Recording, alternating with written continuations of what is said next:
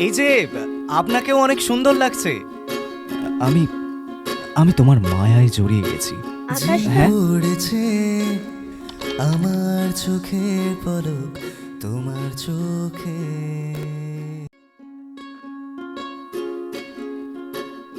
ওই, আপনি এখনো যাননি?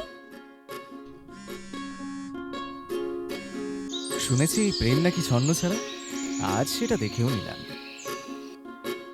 এই নাও আমার প্রিয়তমা। হ্যাঁ, তুই তো এখন দিনে চাঁদ দেখবি, রাতে সূর্য দেখবি।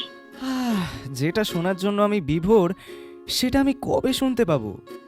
কাল বিকালে পার্কে দেখা করি। সত্যি?